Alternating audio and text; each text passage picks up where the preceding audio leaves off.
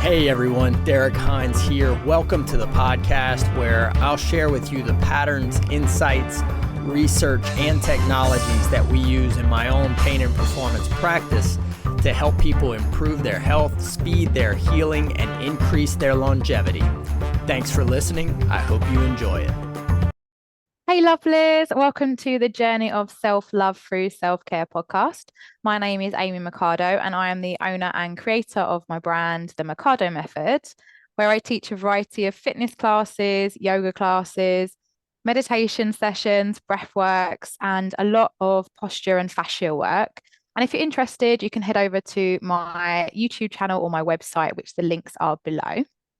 Today's guest, I have Dr. Derrick Hines, and Derrick Hines has his podcast, which is the Pain and Performance podcast. And I've been really curiously listening to quite a few amazing episodes as well over these last few weeks. And the podcast that Derrick is, well, from what I can hear, is very passionate about is optimal health and healing, optimal function, looking at not only physical health and chemical health, but also looking into emotional health. And what I'd love to do is hand over to you today, Derrick. And if you could let us know a little bit about yourself, perhaps what you got you into this route, and we can see what sort of unravels today. Hey Amy, thank you for having me on. Yeah, I'm excited to be on this side of the show, so to speak. It's been a quite an interesting journey. So as you said, I have a pain and regenerative therapy practice here in the States in Louisiana. My family is kind of a healthcare family. So my earliest memory in life is actually being in nursing school with my mom and like playing on the floor while they're going through all this nursing stuff. And so like we tell her all the time, like you incepted us with this like drive to help people. Because follow that up, we would, as kids, my grandfather was a primary care physician. And for a week out of the summer, you would go and see patients with him as like a 5-year-old. He would be seeing patients with like a bratty little grandkid nipping at his heels. We felt like we were there all day. I've told this story a few times and I've talked to my parents. They were like, y'all only lasted like 2 hours. But in our little kid brain, we saw patients all day with him. So that was kind of the initial like inception, if you will, of like, I'm going to try and help people improve their health, but how? Like, where does that part start to fit in? And I'm not a good rule follower. So those that have listened to me talk a lot, they will understand that I am always kind of, where's the boundary? Can we make it better? Can we push it? Can we tweak it? So I really didn't want to go the traditional route in terms of getting into healthcare and follow that up, much to my family's dismay. But one thing that really threw a wrench in, I think, a lot of the plans. I started having some health issues in college. I had a heart issue that no one could figure out. So I was an athlete. I was playing baseball and basically woke up one day with uh, going from a resting heart rate of maybe 45 to about 105. My heart was just beating out of my chest. And I went to baseball practice that day, tried to start like warm ups. And as I was warming up, I felt like I was, about to die basically. And I mean, this is very light stuff. And so of course I start throwing up, I start having all these issues. This takes us through like a 6-month course of going down the healthcare rabbit hole of testing and getting into what I now refer to much as sick care. We were looking for this very one specific problem. They started treating my symptoms very quickly. Well, your heart's beating too fast. We just need to slow it down. Let's throw him on a beta blocker and hope all this clears up. And not really noticing it, but that was the first time that I started to say, like, maybe we're not doing exactly the best for patients across, certainly the country. Since then, I've taken that frustration to go and study around the world in different cultures and different healthcare systems and experience. And Unfortunately, a lot of them are quite the same, and we see that across. But that was like my first introduction to how do we change this game? How do we start to tweak it? And this is why I love what you're doing. One of the things that I've come to realize as we've studied this is never going to be some sweeping policy thing. We're not going to see it from the top down. This has to come from the self. We all have to educate ourselves and take ownership over our own health, because the way the systems are currently set up, they are not meant to help. Y'all have a bit of a different system, and there's reasons with it. We could get into that if you want to, but certainly in America, it is much more set up where the sicker people are, the more money everyone involved in healthcare makes.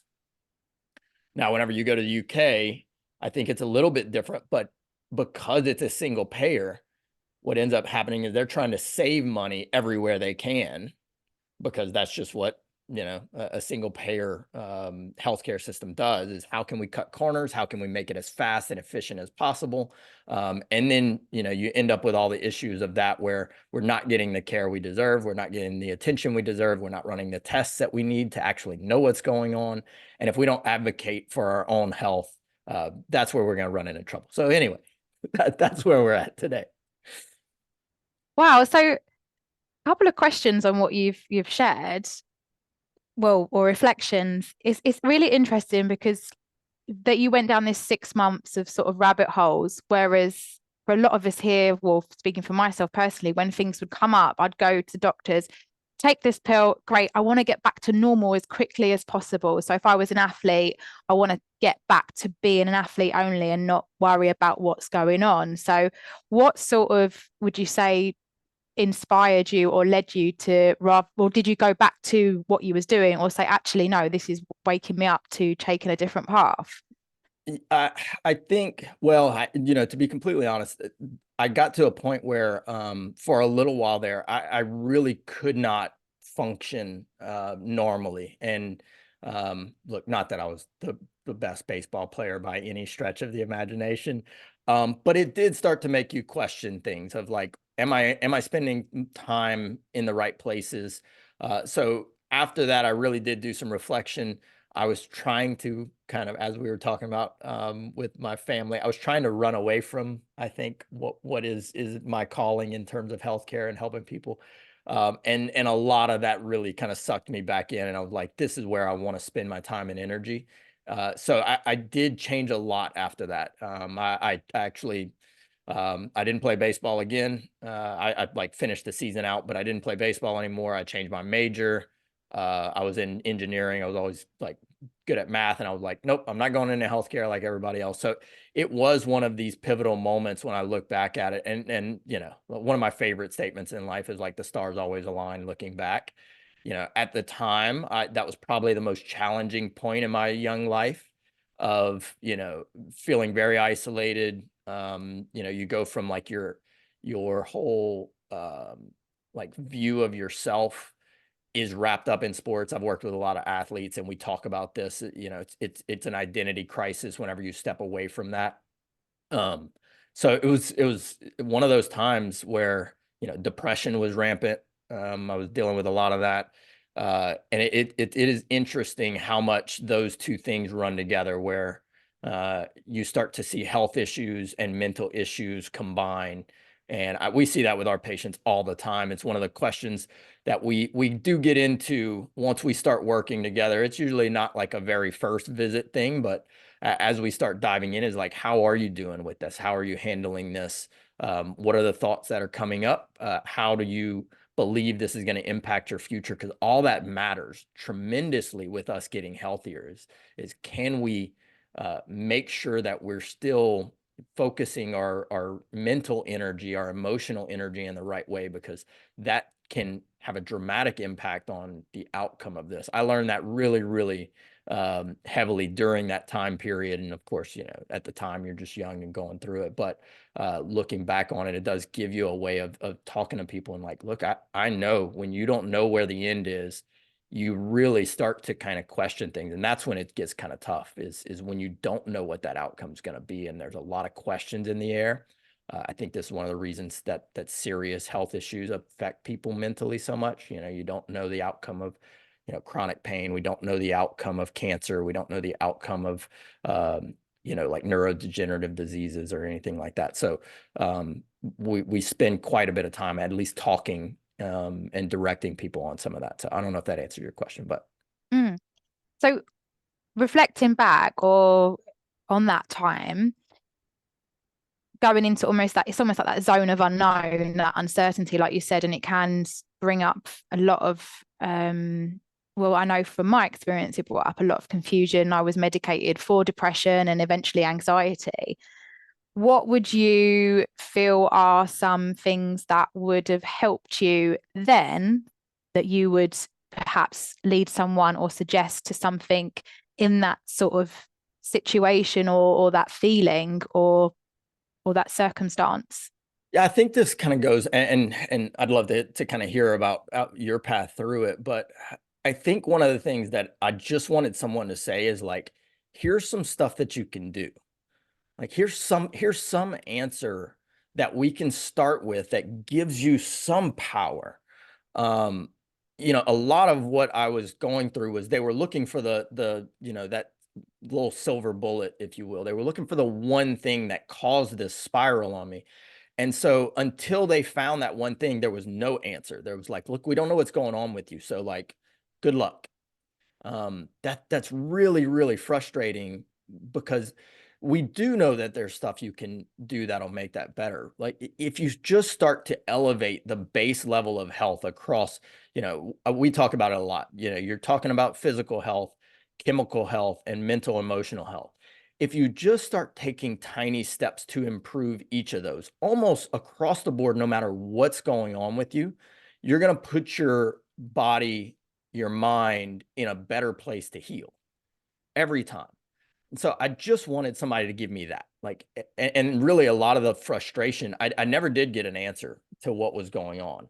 I think today we have a little better idea, but I never got a real like, hey, here's where it's at. It just got to where I was after 6 months of like being holed up in my apartment. I was like, I'm tired of this. I'm gonna do something.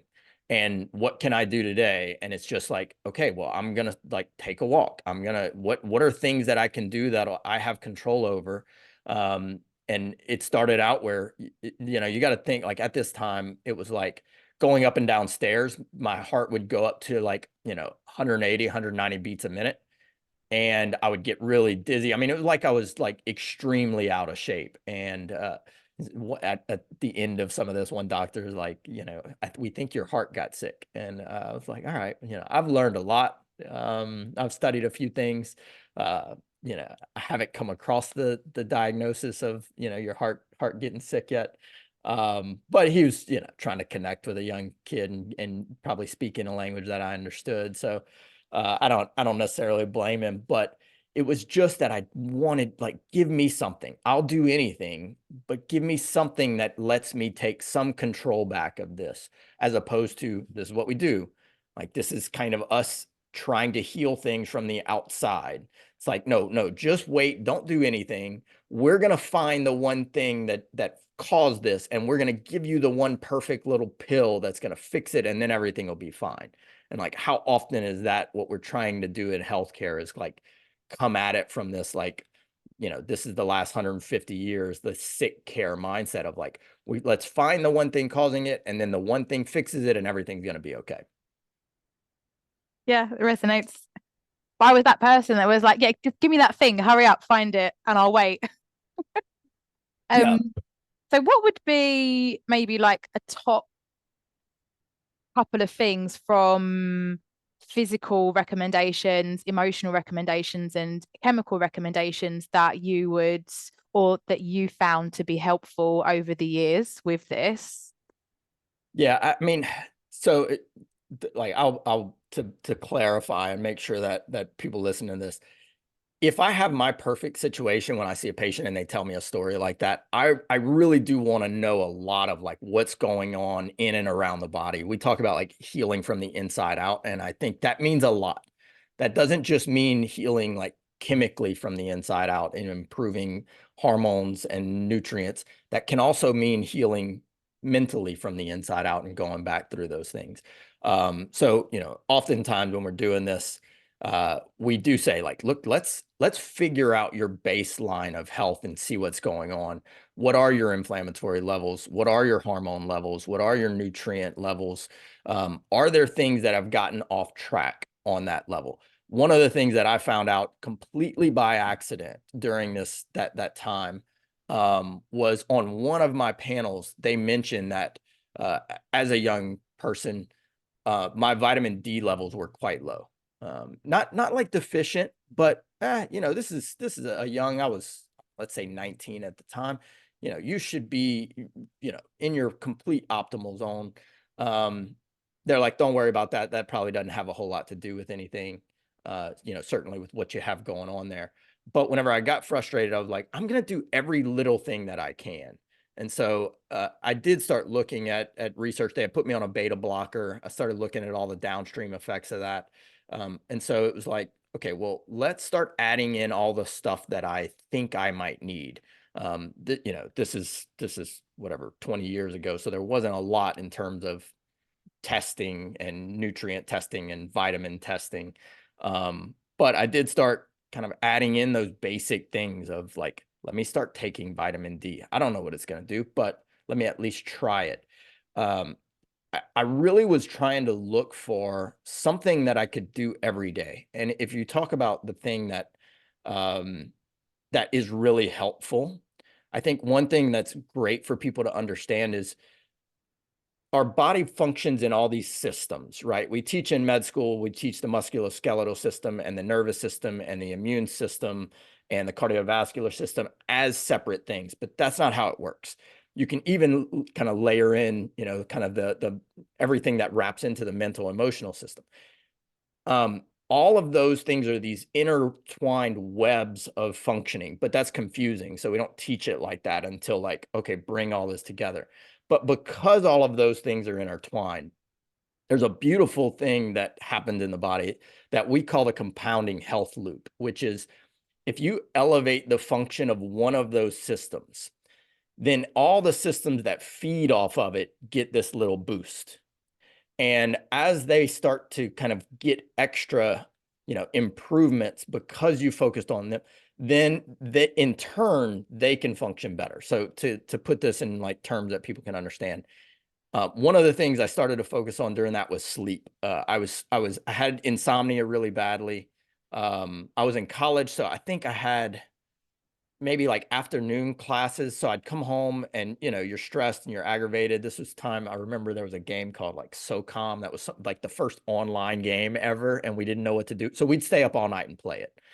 Um, I wasn't going to baseball practice. I didn't have to get up early. So anyway, I had that really bad. And somewhere along the way, I was like, I never feel good. I'm going to start sleeping better. So if you start to sleep better, then your body is recovering and going through a natural circadian rhythm of hormone production better. The better your hormones are in terms of being in balance, the better cellular energy you have and the more healing you have. So all the systems that are dysfunctional are now going to function a little bit better. The better that you are in terms of function, the more activity you have, the better you sleep. And so we create this compounding loop. It's not even just compounding in terms of like the way we think of like saving for retirement or something like that. It's even more than that because it feeds itself as it continues to kind of grow. So it's a really nice concept that we can tap into in the human body. And even small things can have these really major ripple effects. I had a patient tell me the other day, we started saying like, she has lupus, and we were talking about the things that she's doing fantastic, the things that really changed it. And she said, one of the things we were talking about was how much I need to have like this steady day so that I am getting good sleep and recovery. So she was like, me and my husband, you told us this at some point, take a walk in the morning at sunrise. And we get out. She was like, this takes us 10 minutes and we catch up on our day. We used to do that sitting and having coffee. Now we go take a walk outside.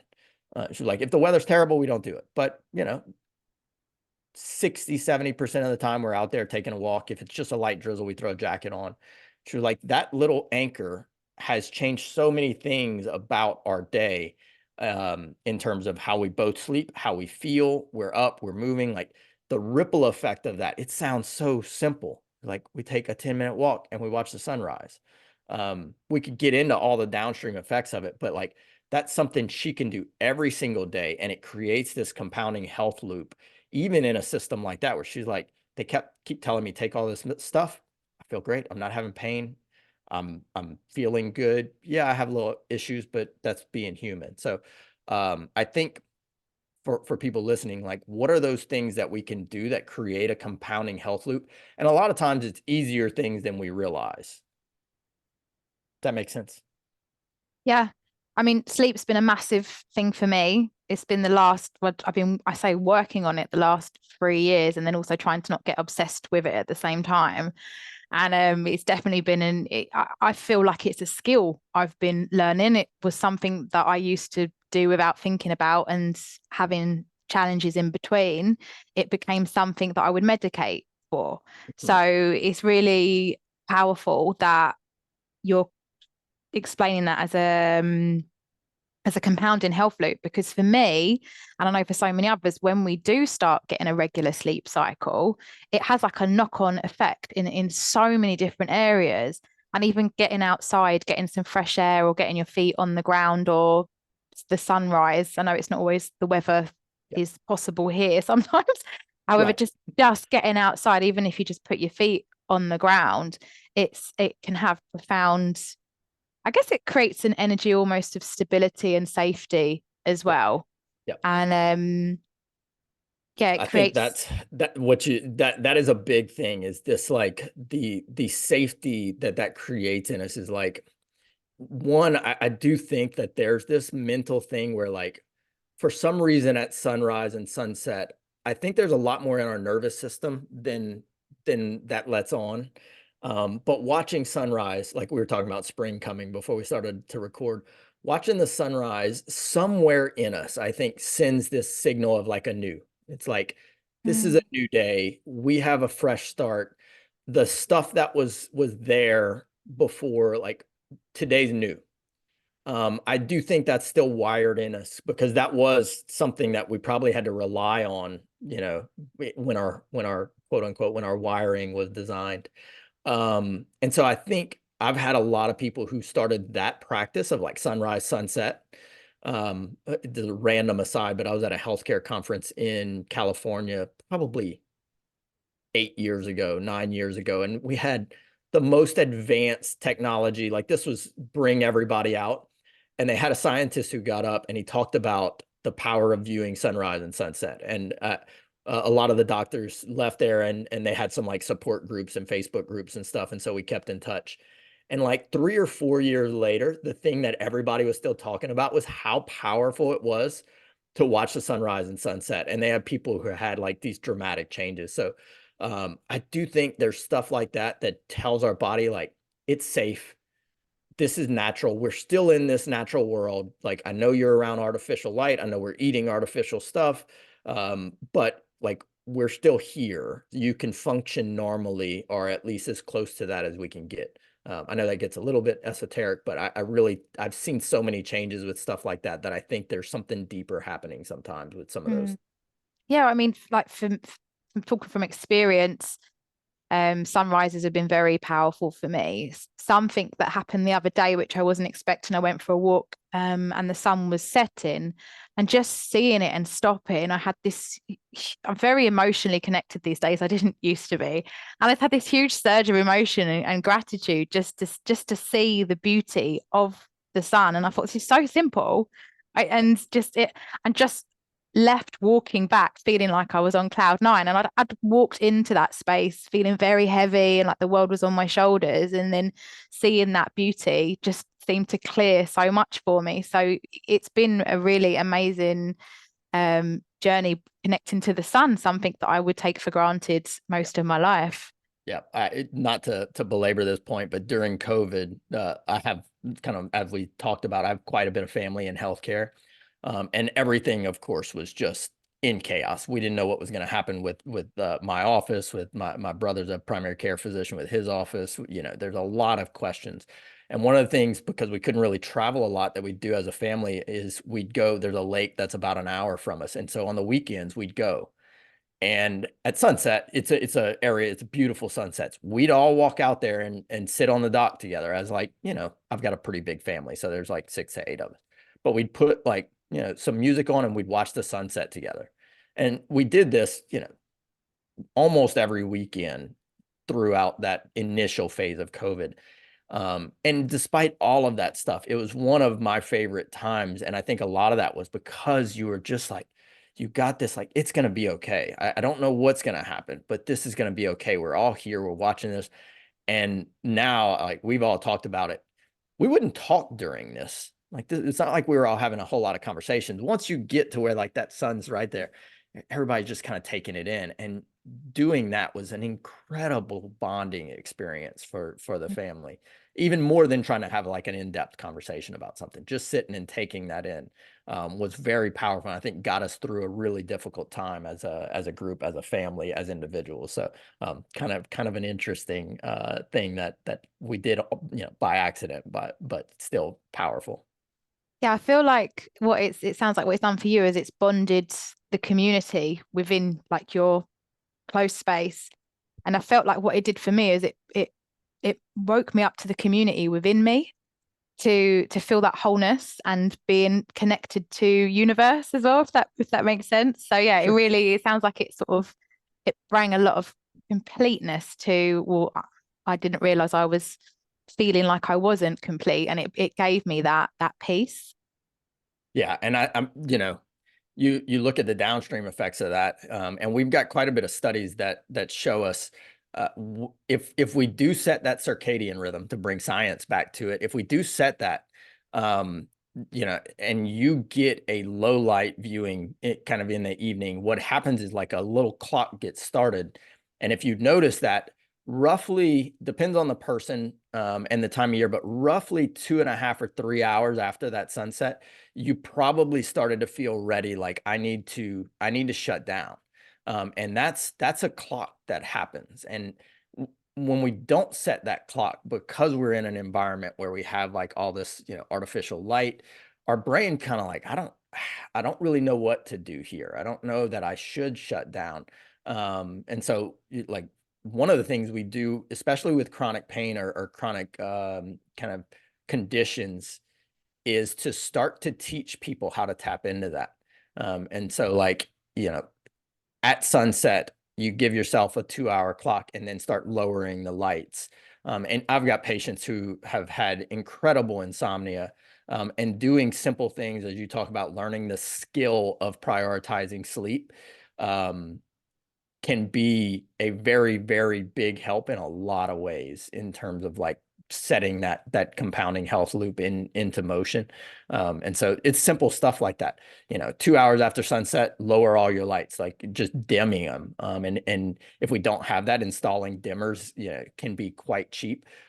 We try and do no overhead lights at that point, so we'll use lamps. And just taking that light down in your visual field can do quite a bit, especially if you're using, slightly dimmer lights.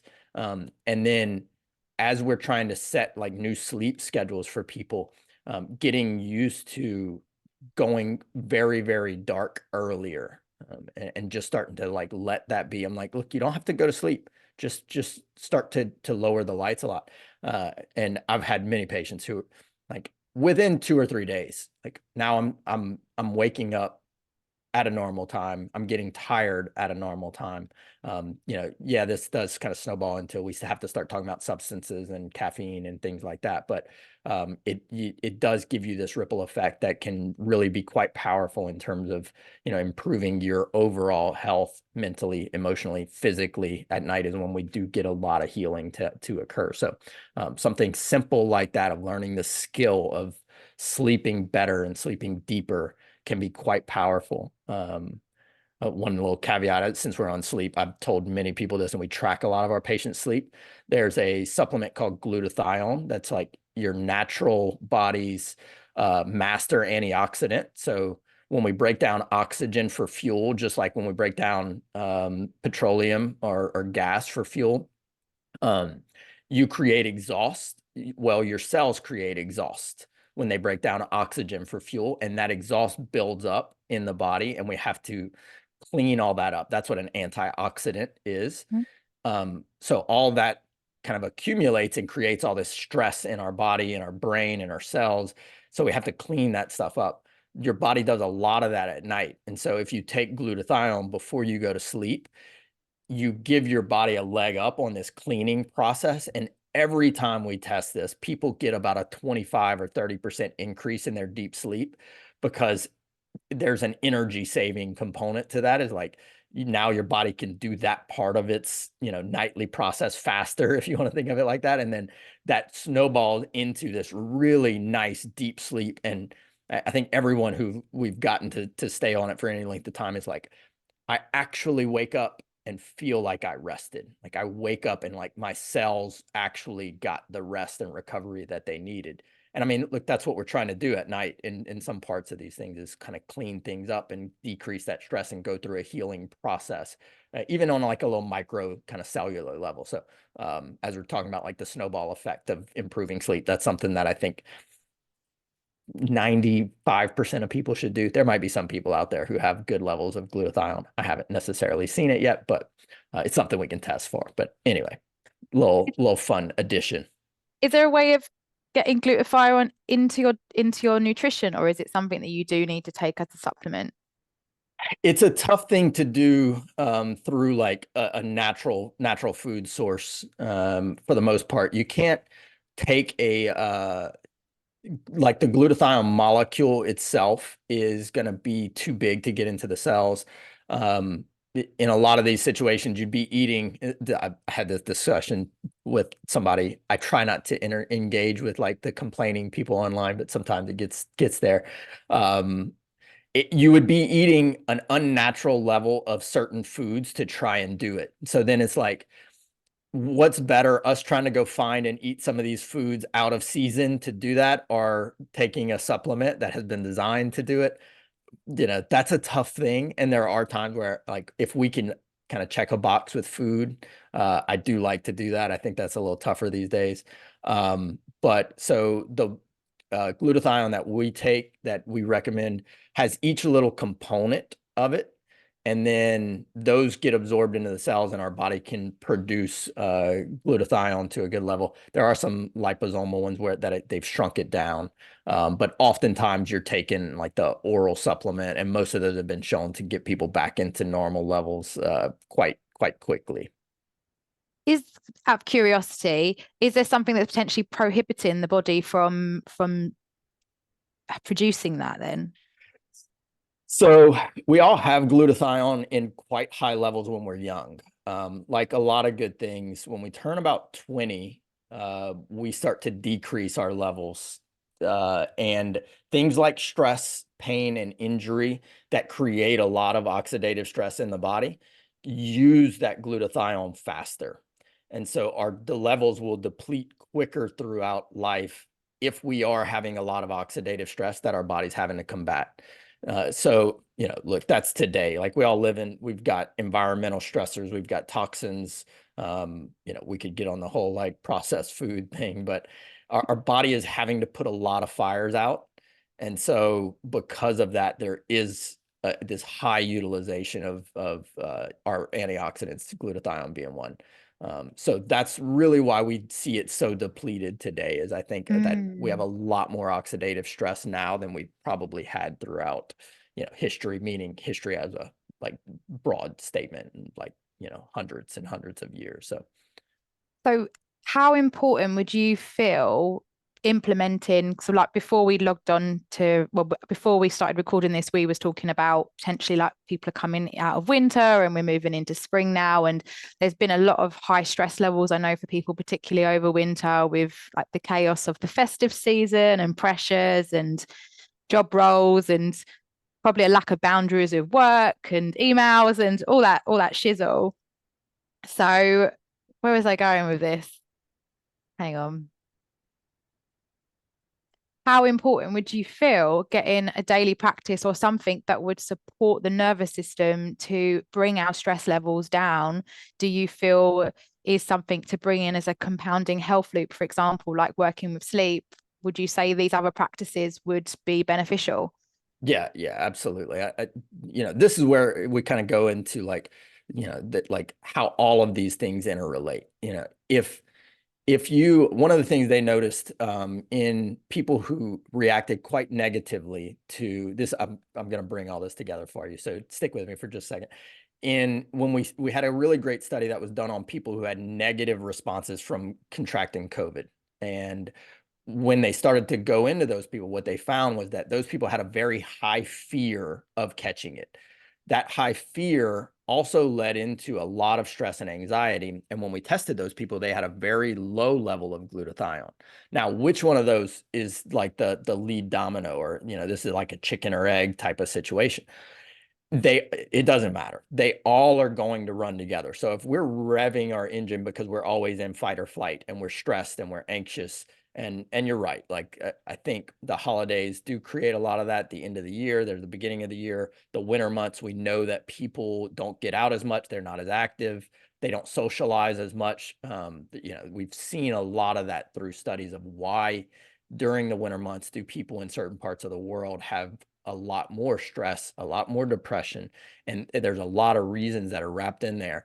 But when we get in that, there is real stuff that happens from a chemical, hormonal aspect that snowballs the effect. Now so just like, we get these negative, kind of effects of now I am in fight or flight. I do have more stress. So now I am creating, poorer sleep habits, and I do have more inflammatory stress, oxidative stress. So I'm using glutathione faster. We can flip that over. So we can go and we can tap into one of these positive compounding health loops. So something as simple as doing a breathing practice, or as we've talked about, doing a morning sunrise practice, can start to get us on a better track in terms of the stress and the hormonal balance that comes with, kind of this like sympathetic, parasympathetic nervous system. That will in turn allow us to go through natural rhythms of hormone production and start to create a much better kind of mental outlook and physical function, so we can use that. So I think during this time of year, if we've come through that, it's a really good time to start saying, like, what are the things that I can do that bring value to me mentally or physically, that I can remain consistent with. That's the big part of this, is like, we really do, if we're going to create some systems that improve our care, improve our health, very, very few things in life are like one and done. Where like, oh, I did this for a week.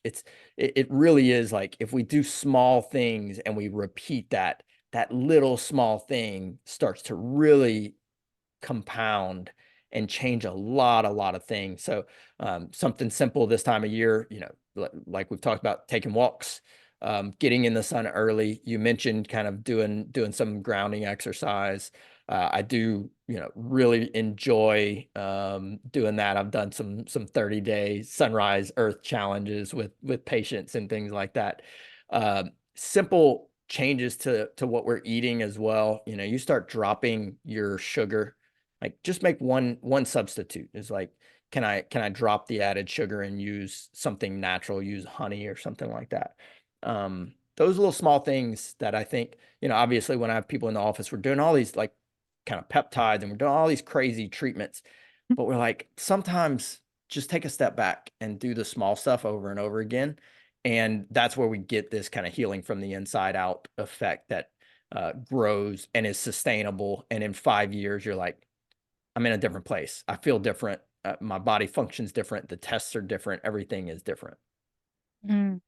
What are some consistent practices that you are doing at the moment? There's it. I was trying to put together for one of my like little kind of email things that we do. Like, what are the things that I ended up sticking with? And some of these are going to be kind of goofy, but like one of them that I started with a while back is before I go to sleep, I'll bring, and I know everybody has these things. I don't know. Are the Stanley Cups going crazy over there as they are in America? No. I don't know what a Stanley I, Cup I'm is. so I'm so happy that you said that. It's like one of these big, like double walled, like insulated cups, and they're going absolutely nuts in America right now. People love them. Why I don't know, but anyway. So what I'll do is I'll bring a 24-ounce cup of water to bed, and I'll take my nightly supplements like glutathione is in that. Um, I'll take a couple of things with it, but and then that's only like 2 or 3 sips, but then I have that. And so like right when I wake up, it's, a lot of people who struggle to kind of get moving really quickly, a very easy thing is to drink water. That immediately turns you on, especially if it's still a little bit chilled. And so like this is an insulated cup, so it maintains a little bit of ice throughout the night. So I'll wake up, and as I'm sitting on the edge of the bed, I'll drink the rest of this, which might be like 18 to 20 ounces of water. Now, there's so many boxes that get checked with this. I never snooze whenever I'm doing that anymore. It's like never happens. The other thing is you've already got a leg up in terms of hydration. Like I've already drank like 2 things. When I'm seeing patients all day, it's hard for me to, in between patients, to drink enough water. So I'm always struggling to hydrate well enough. That's so simple of a habit, that like this is just tweaking something that makes it so easy for me to wake up and have a leg up with it.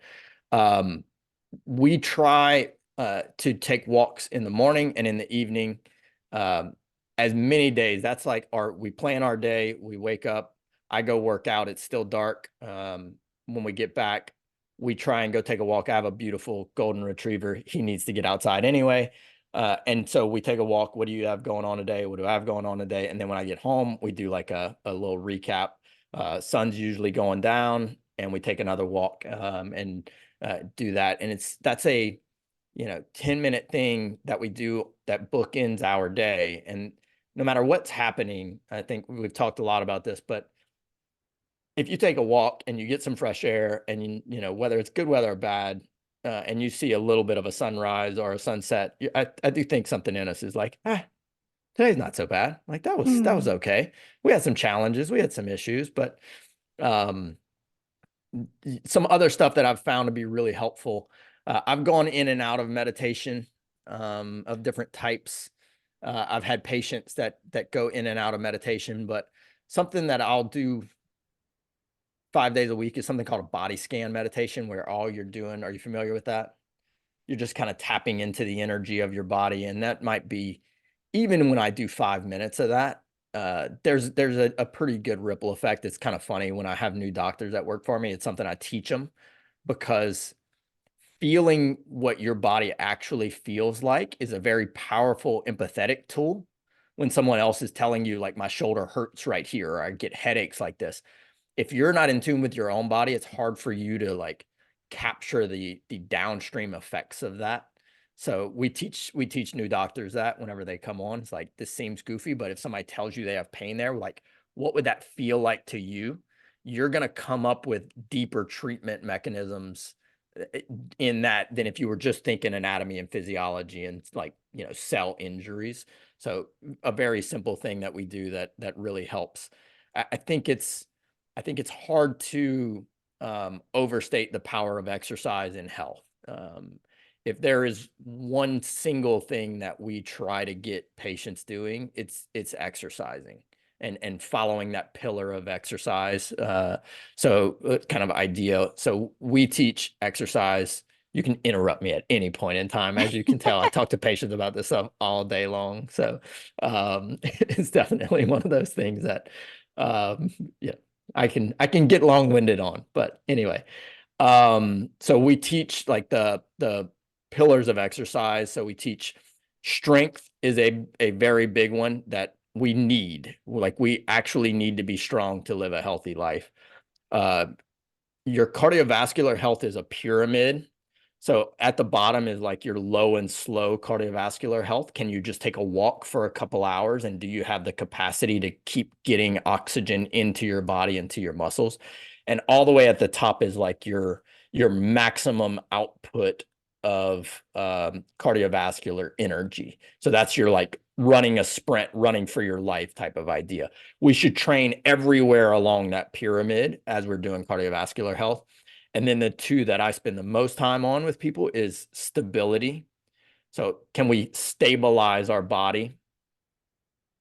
That is a lot with energy prevention. That's a lot with balance. Do we have good balance?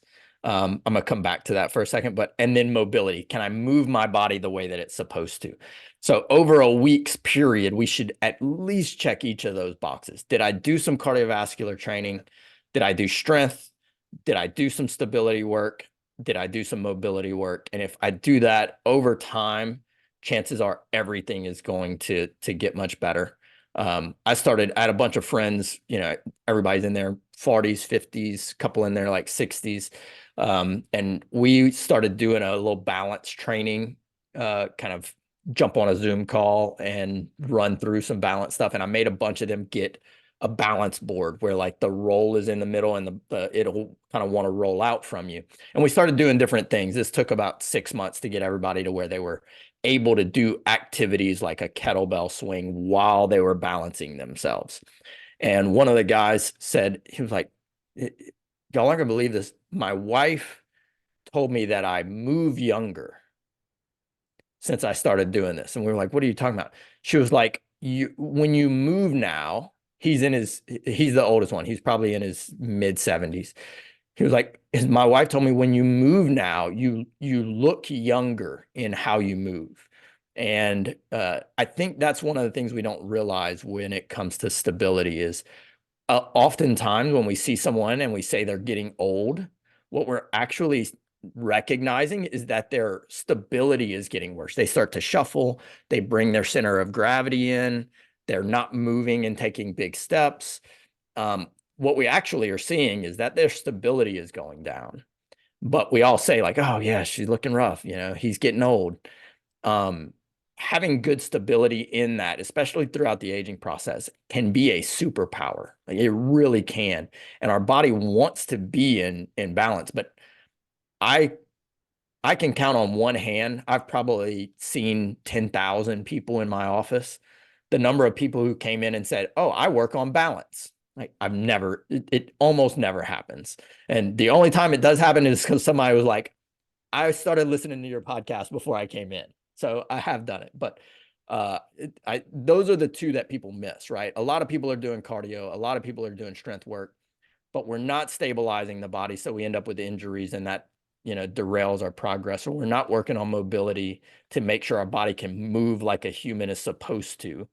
And we start to have issues that accumulate over time. And same thing, we cannot sustain and be consistent to create this bigger compounding health loop because we can't get that momentum going because we always end up running into a wall because we have Mm.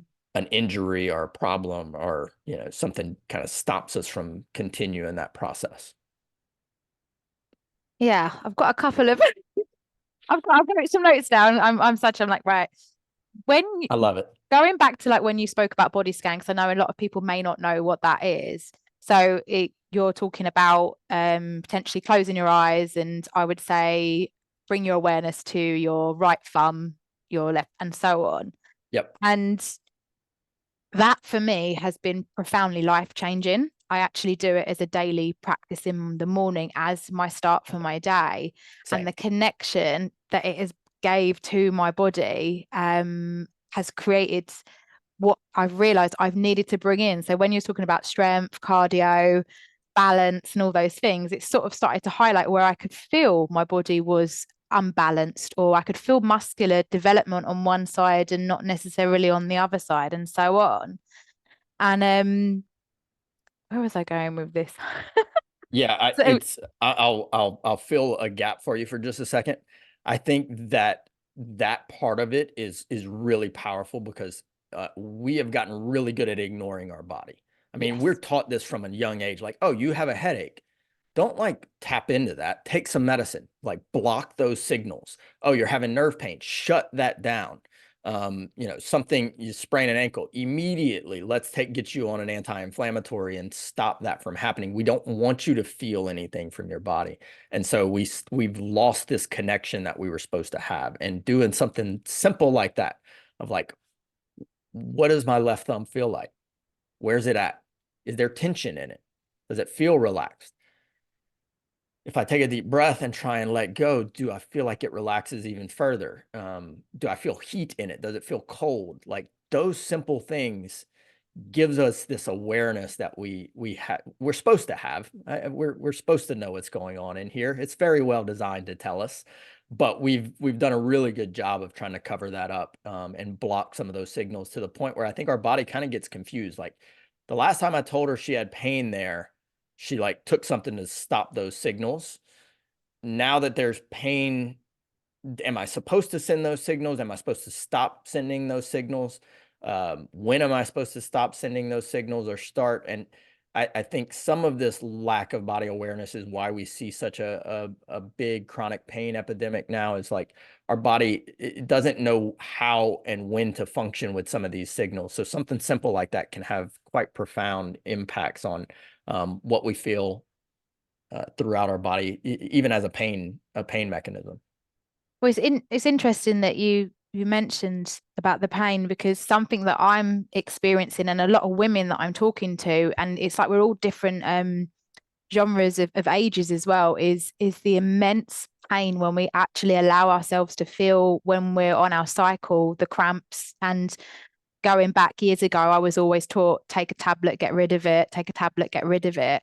And the last 5 years, I haven't took any painkillers. It's something that I've moved away from totally, from breath work and meditation and things like that. And the question that was coming up for me and a friend when we was talking the other day is, do we eventually develop a relationship with this pain? Do we need to feel this and appreciate that our body's been feeling a lot, and we haven't actually given the body credit for what the body's been doing? And so it's and even a friend of mine posted on her Insta today, like, the pain, not just the physical pain, but the emotional pain that we've been allowing ourselves to open ourselves to, particularly more recently. It's a lot to hold when you've blocked it out most of your entire life. And it's knowing, like, ways to move with it, rather than see it as the enemy, or see it as a problem, or see it as something you just want to get rid of. And similar to what the healthcare system has been like, take a pill, it will go away. And one of the questions that has been coming up for me lately is, do we eventually learn to accept this is pain, and we get different levels of it, and eventually in time, when things do come up, we won't ignore it. It's like a light coming on your car, right? I would normally ignore that light, then another light would come on my car, I'd ignore that light as well, and then I'd get upset that the car wasn't working. Yeah. And that's ultimately what I have been doing with my body. And sometimes I wonder even if it's part of my karma to learn to feel all of this, so that I can also really appreciate how much our bodies actually do for us in the background, as well as now. Yeah, that is very powerful too, is to um see these signals that our body sends us as a good thing, as a powerful, and as kind of a very miraculous thing that we're getting. Is like, what an amazing gift that we have a body that is trying to protect us and communicates very well with us about what's going on. One of the lies that I hear all the time is like, pain is bad. And if we're supporting our body and we're working on our health, and we get a pain signal, and we kind of dig into that, like, what am I feeling with this? What's going on? Um, and what you're talking about is like, there are times where acceptance of that is the best way through it, is the best way forward. A lot of people listening to this have probably experienced this, where like they have a small injury or they have an issue, and all day they don't feel it. And then at night they lay down and it's like, it's excruciating. So in that one little, kind of, day period, what has happened is like, our movement and our day, our brain can function by blocking those pain signals and not dealing with them. But at night when we lay down and there's nothing going on, and now it's kind of a safe place for our brain to communicate with us, all those signals that we've been blocking come flooding through. Well, what you're talking about is take that one day and blow that up to, a lifetime where we've constantly tried to block and block and block and block and block. And at some point that has built up enough to where our brain can no longer do that. And that has to get through, because our brain's like, look, now I'm desperate. I've tried to communicate this for years. I've tried to explain like what's going on. And now we're, the little lights are no longer working. So, now I'm going to get your attention one way or another, and you can't block it. So we're taking like the same thing that happens on a microscopic, like day level. And we expand that to a lifetime. And a lot of people have gone through exactly what you're saying, is like, we haven't accepted and dealt with it. And look, the first path forward is like accepting where we're at, right? If we don't do that, you can't get healthier. You're not gonna, improve, your body composition. We're not gonna improve diet. We're not gonna improve inflammation if we don't kind of accept, here's where I'm at, here's why, what do I need to do to move forward? Is it acceptance? Yes. Now I can take action on it. If we don't do that, we can never take action on something that we're not accepting. So I Yeah. think that even expands further. Yeah, acceptance. I accepted the pain the other month and the other week, and I really was with it. I thought, I'm not avoiding you, and I was really grateful to feel. Um, and also to sort of go back to when you was talking about movement and how important it is, and you was mentioning strength and cardio and like the sprint max and stuff like that. What would be some examples when you say strength? I know you mentioned about the balance, being on the balance board, but when you say strength training, would you see that differently for a male or a female? And would you say that our hormones come into effect with the strength training and the cardio? I know it's a massive subject, but as a summary, what would be some key points on some of those points? So I think if we look at strength, it is, to me, more important for females than males. Um, Part of that is just because of where we're at. When we test females, a lot of times, what we're looking at based on their age and their body size is that they are weaker than they should be. We know that we lose about, let's say, 3% a year in strength as we age.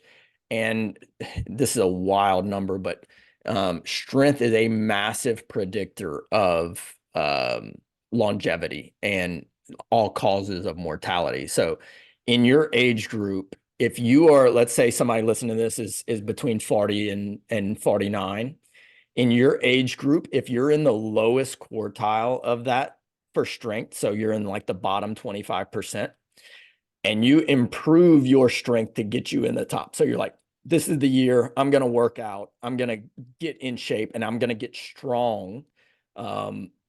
And I go all the way up to that top. When we track what their risk of death has changed, they've decreased their risk of all causes of mortality, anything, cardiovascular disease, neurodegenerative disease, cancer, everything's in this, by 500%. So that is a wild number. To give people a perspective of this, if you're a smoker, you're the same person and you smoke, everybody's like, oh, you should quit smoking. It's going to help you get healthier, live longer. If you quit smoking, you improve your all-cause of mortality by about 50%. Wow. So getting stronger is 10 times better than quitting smoking. Now, I don't want y'all to take that as like, oh, I get to smoke and I'm gonna get strong. But it just shows how powerful that is. So when we're looking at something like that, I like very simple strength training stuff. So we're like, what are the 3 to 5 moves that you want to focus on? And we're going to do those like 3 to 5 days a week. So, it's quite an easy, clean thing. A lot of times when we have somebody going into the gym, I'm like, you don't need to do a bunch of different stuff. You just need to do the ones that you're doing better. Mm. So if we're going to work on arms and we're going to do a press, so just like a simple press, we know that for people to actually improve strength, they need to work to we use a number called RPE. So your perceived exertion of like an 8 or a 9, which means I can only physically do maybe 2 more repetitions. Like this is so hard that I can eke out maybe 2 more of these. But if we don't get to that point where we feel like I only have a few repetitions left, I've really worked these muscles to the point where, if I keep going beyond another 2 or 3 repetitions, I'm going to fail. We're doing something, but we're not building strength. We are working those muscles and there's value to it, but we're not building strength in the way that we would want someone to build strength to actually change this number that we're talking about and tap into the benefits of strength. Um, the same thing happens with the little cardio pyramid. What we tell people to do is like get like 90 minutes of like your low and slow conversational cardio. So like I'm taking a long walk. We do something called rucking. Are you familiar with rucking? No. You wear a weight vest while you walk. Um, it's simple because like we can go for a 90-minute ruck and you finish and you've actually like sweated, but we had a conversation the whole time and it was like this Mm. very nice, difficult, low and slow version of working that cardio pyramid. So I want people to do that, but then I also want the flip side. So we want to like rev our engine quite a bit. I like bikes for this stuff. So I'll have patients who do like what we consider um we call it a VO2 max training. So like are you familiar with VO2 max? That's I like am, but would you like to explain it? I'm just going to put my one sec. I'm just going to put my. so your VO2 max for everybody is the maximum amount, the volume of oxygen that you can transmit into your body. So when we're looking at that, uh, to take this to numbers, when we test somebody's VO2 max, somebody who's really low and out of shape might be in like the low 20s. They can only do like minimal amounts of effort before they get quite tired. And then like on the very top end, these are your like Tour de France, like cyclists, and they might be in like the 70s or 80s of a VO2 max. So to train that, most of us do not do this, and it doesn't take long. And when we start to go through some of this stuff, you see a lot of changes in like resting heart rate. People will come down. Blood pressure will come down. Your heart is actually getting stronger when you train in VO2 max. Whereas whenever you're doing that low and slow cardio, we're just getting more efficient. Both are valuable, but we need both. And so all we have people do with that is they'll do, like, let's say you're on a bike, they'll do 90 seconds at 50% of what they could do. So you're just kind of pedaling. I'm about half of what I could do.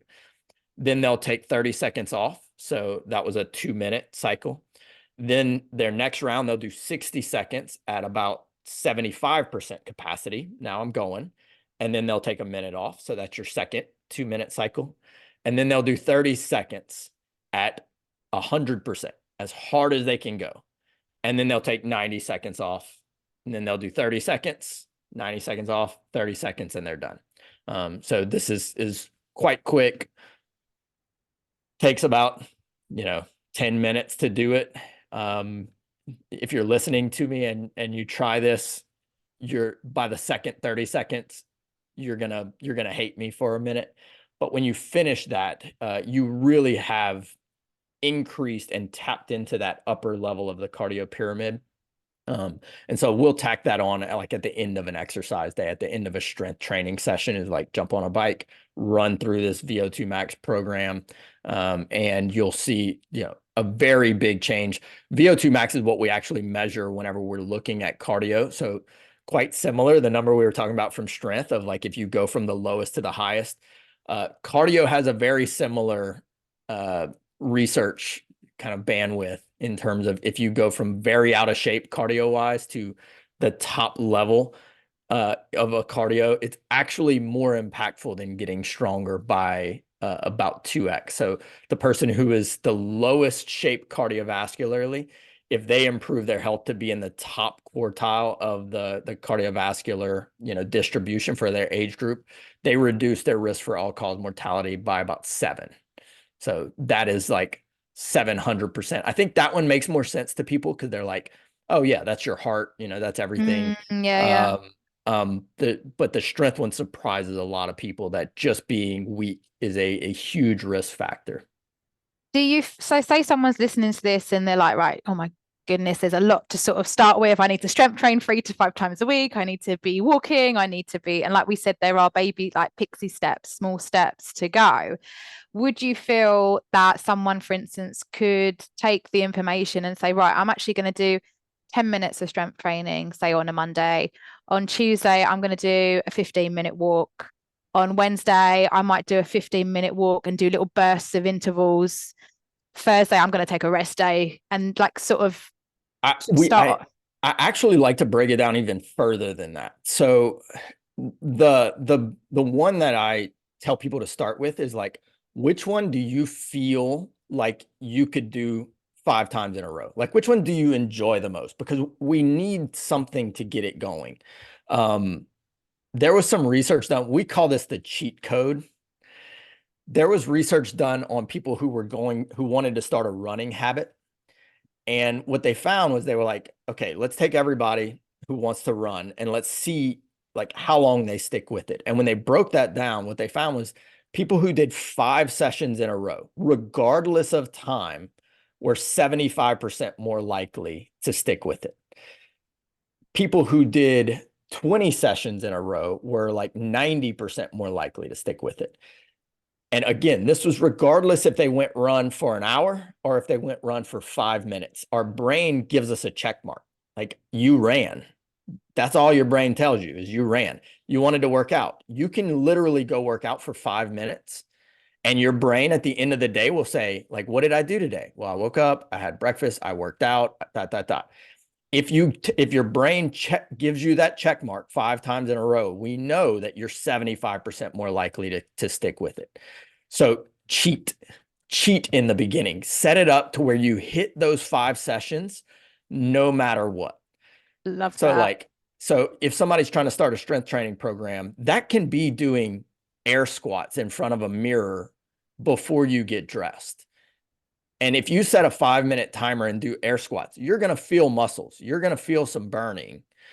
And if you do that 5 days in a row, even if it's the same thing, at some point you're going to start like your body starts to change and your brain starts to say, I am the type of person who has worked out 5 days in a row. It doesn't discount what it is. And then if you keep going with that, you're naturally going to notice that by about that 20-day mark, you're like, well, that 5 minutes has now turned into 15 minutes. I want to do more. I'm happy my legs are getting more toned, but I want my stomach to get a little more toned. Summer's coming up. We've got, 5 months and I have a beach vacation. Like, well, let me take tomorrow and do a little bit more on my stomach. What do I know to do with that? Well, let me do sit-ups. I heard people say some is good, some it's bad, but at least let me start somewhere and do those 5 repetitions on that. So I think we can break it down even further. If you're starting a new habit, use that cheat code because it makes it to where you succeed. We can't do a perfect plan around this. And I would never tell somebody like to structure their whole week until you at least have it going, until you at least have the habit. Now we can make it better. But the perfect plan that you're like, I'm only going to follow it for a week does nothing for us. Mm. And what would you say, like, how do you feel the importance of stretching or yoga comes in to support something like that? It's good. The nice thing about yoga, and I put Pilates in this, is that those 2 categories that we talk about that everybody misses, the stability and mobility, they do that for people. And I don't think it's by chance that if you look at people who tend to be healthy and active throughout their life, a lot of the times they're doing like a yoga or Pilates practice. There's a lot in that because I think like part of the culture of those things is that like you do it consistently, you Yeah. kind of get wrapped into it. And so like, again, like they're tapping into their own little compounding health loop because like they're showing up and doing that very regularly. So I do think there's more happening there, but it's so nice that it gives you, like, you're checking both of those boxes when you do that. There's a lot of balance and stability involved. You're having to get in and hold positions. I know there's a wide variety of yoga and mobility training, but it is a very nice thing that you're kind of checking both of those boxes.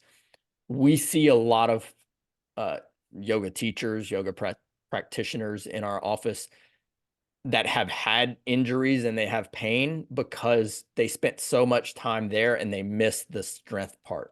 And so they don't have the strength to stabilize some of these segments, and they end up with, like, low back pain. They end up with some neck and shoulder pain because they have done all of the stability and mobility, but they don't have the postural strength to stay in good positions.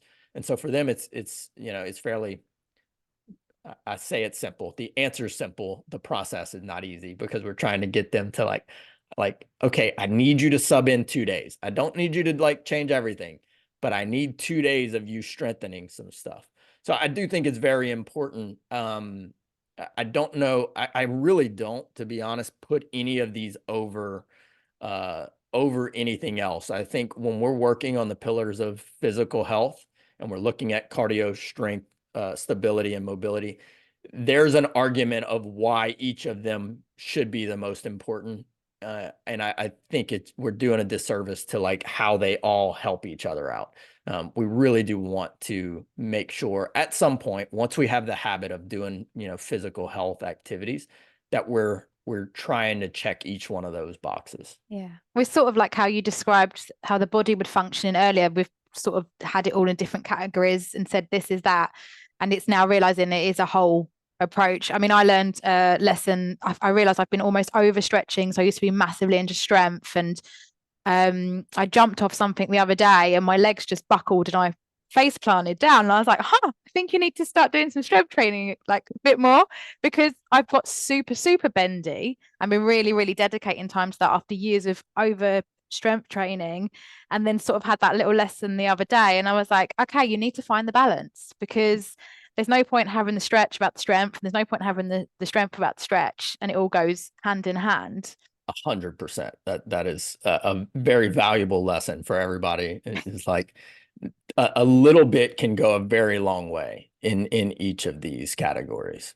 Yeah, it was it was very funny at the time. Um, what else? There was something else. One of the things, when you're talking about strength, that is like a very nice kind of little adjunct for people if they're trying to do simple stuff. We use something called blood flow modification. We use a KAATSU system, KAATSU. And what that does is it's like these little blood pressure. It looks like a smart blood pressure cuff that you can put around. So for you, like, you could put these around your legs, like very high up around the groin, and just walk around your house while you're doing your regular activity. And what it does is it gently slows the oxygen delivery to your muscle. So, like, when you're working a muscle out, one of the things that turns on growth hormone is that muscle is not able to function with the amount of oxygen coming in. And CO2 starts to elevate, and that's the trigger to release growth hormone. Hey, we're not strong enough to do this activity.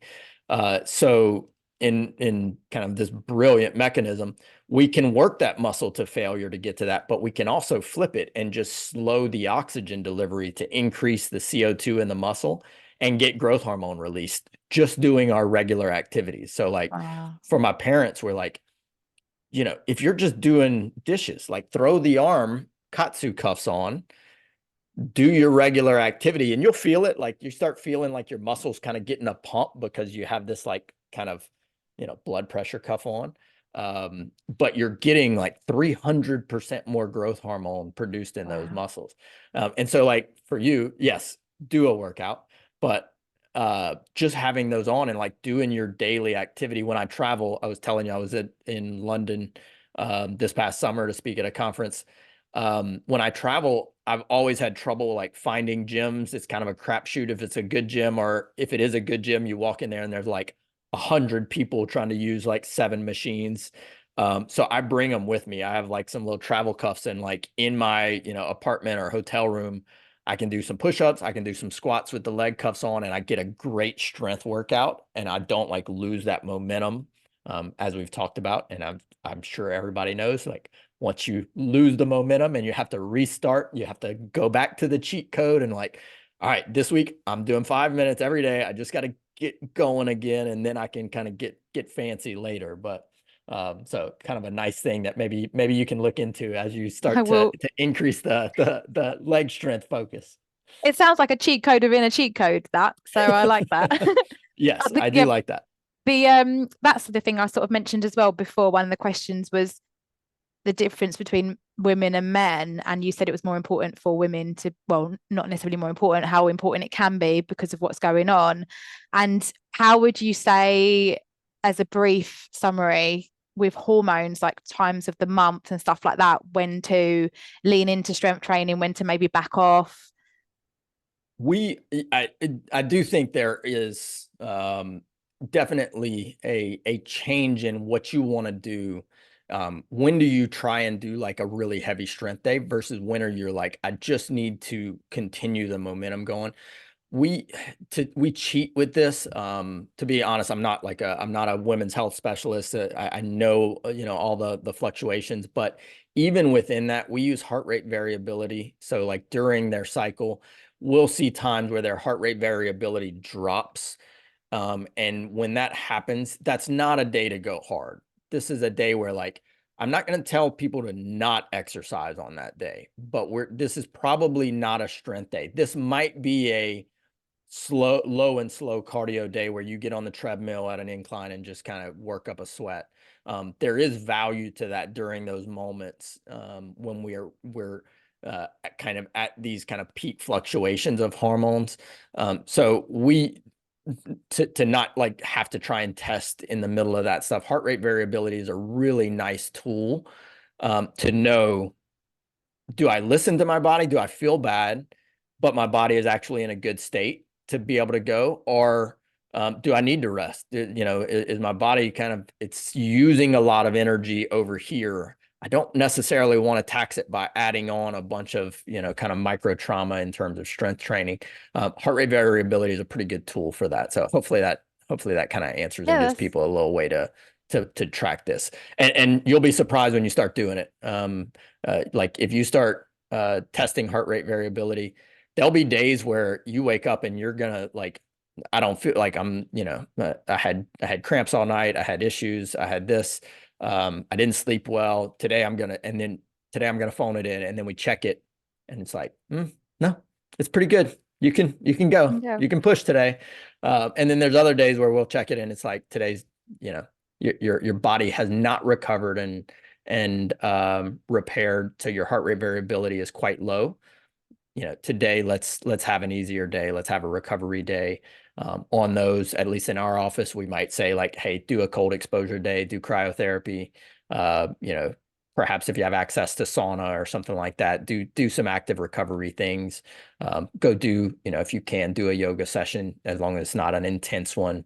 So, there are those options for some of these types of days where your body is not ready for something like that. yeah, yeah. Because yeah, sometimes my cycles I feel like superwoman, and other times I feel like no. So it's interesting. And would you say there's like a best time to sort of check heart rate and stuff for that? So to do heart rate variability, you do it first thing in the morning, is probably the best time to do it. There's a lot. We use an Aura Ring. Are you familiar with them?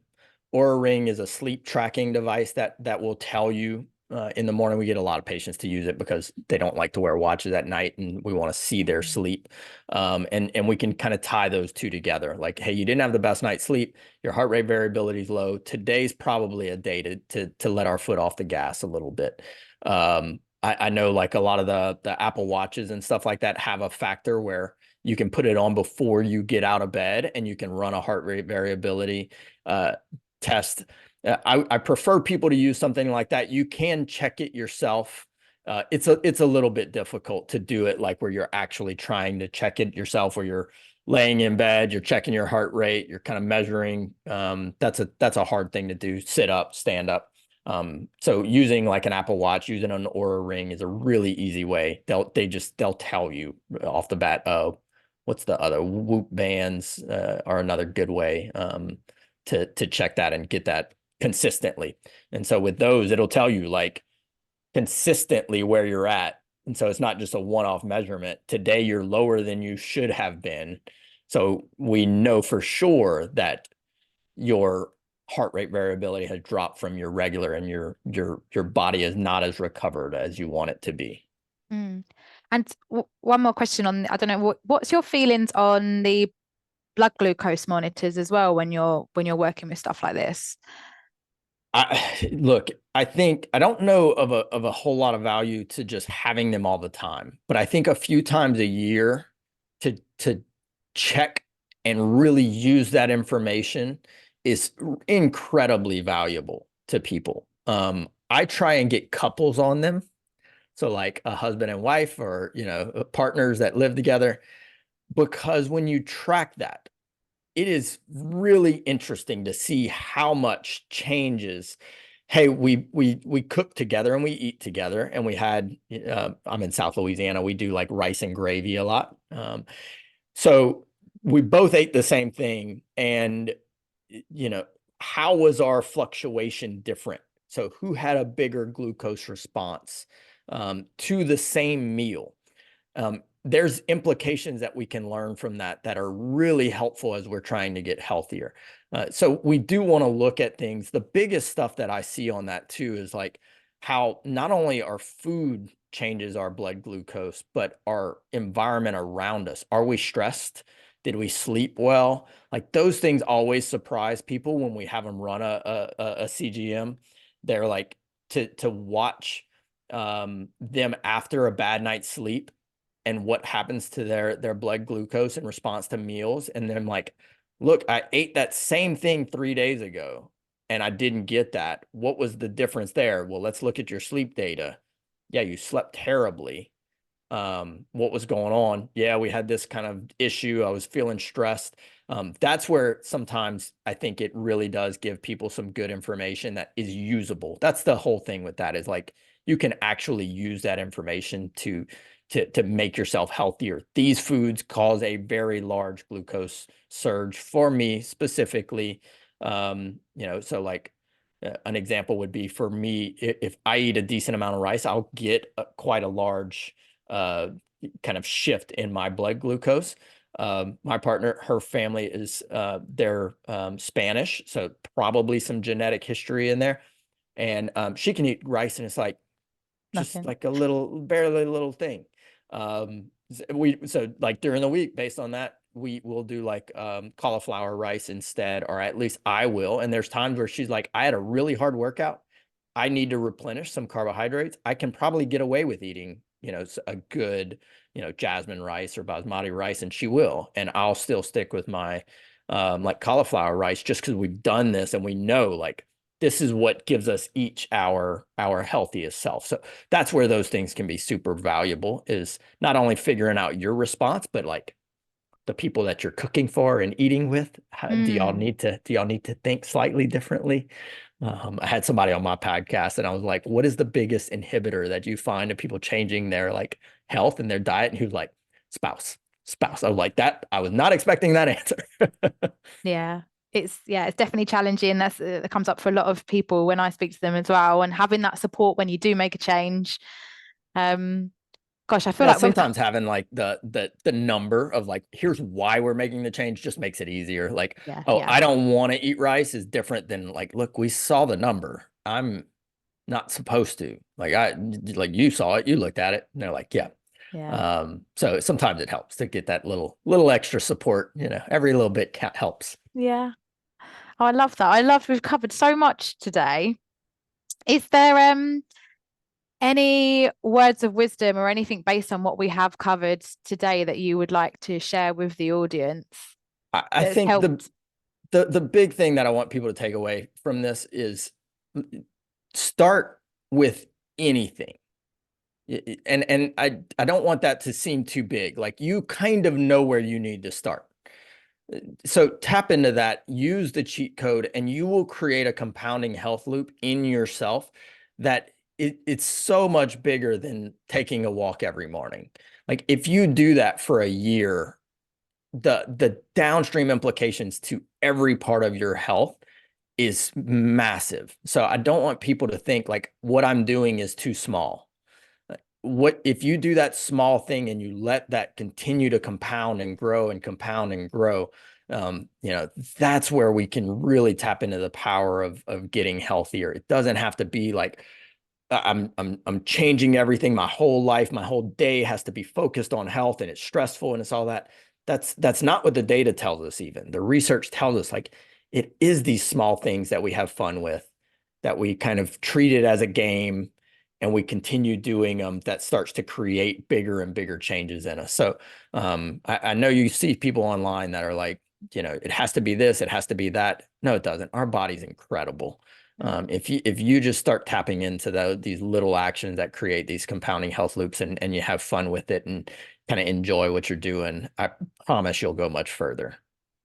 Love that. And off the cuff of that, what would you say brings you the most joy and fun doing what you do day to day, or some of your practices or something? My real favorite thing in healthcare is to see the moment when somebody has hope again. Um, I do enjoy when someone comes back and they're like, I'm better, I feel amazing. But that part's not as powerful to me as like having a conversation about like, the injustices, the issues, why somebody has ended up, and giving them the like, hey, here's something you have control over, and you kind of see in their body, in their eyes, in their mind that hope returns. That's why I do what I do every day. That's why I'm seeing patients and all that. To see that hope come back for people is that's a hard thing to get away from. It's incredibly powerful for somebody who has lost it to give them that hope back, and have some power that they can tap into. So that's my drug. I love that. Well, thank you so, so much for your time.